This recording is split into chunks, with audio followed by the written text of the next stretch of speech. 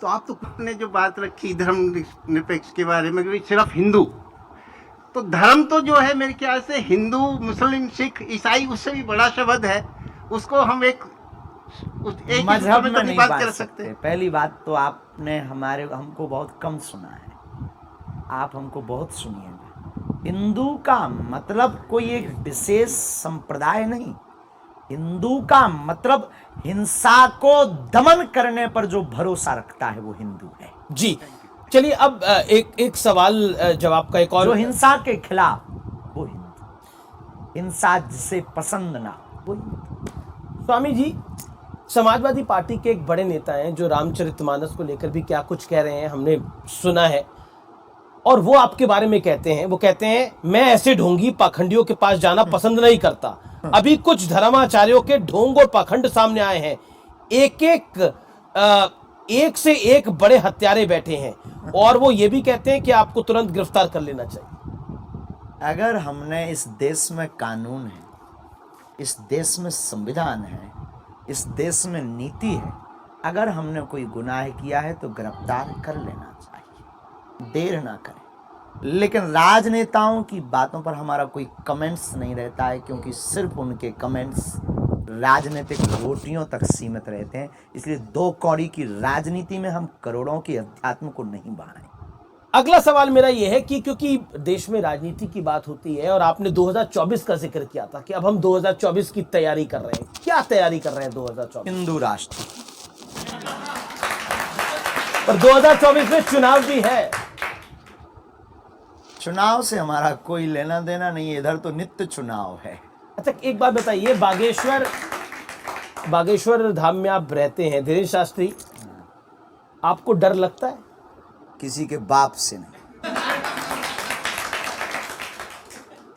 तो कभी डर नहीं लगता कि देखिए अब आपका डरे किसके बाप से? हमने ना तो किसी के बाप के बैल छोड़े हैं, ना किसी के मकान पर कब्जा किया, ना हमने जमीनें छोड़ाई, ना किसी से दान लिया, तो किसके बाप से डरें?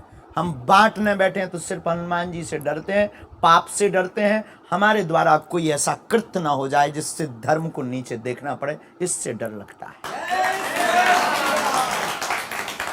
लेकिन एक विषय है जो कि बहुत महत्वपूर्ण है, और यह विषय मेरे दिल के भी बड़ा करीब है, और मैं इस पर सवाल आपसे पूछना चाहता हूं। रामचरितमानस को लेकर बहुत सारी बयानबाजी हुई, किसी ने उसको नफरत वाला ग्रंथ कहा, जिसने आपको भी जेल भेजने की बात कही उसने भी उसको नफरत वाला ग्रंथ कहा। मैं स्वामी प्रसाद मौर्य की बात कर रहा हूं, और एक बिहार के मंत्री उन्होंने भी कहा, और किसी ने इसको महिला विरोधी, किसी ने इसको दलित विरोधी कहा। क्या कहते हैं? इस देश में ऐसे लोगों की बात करना ही पाप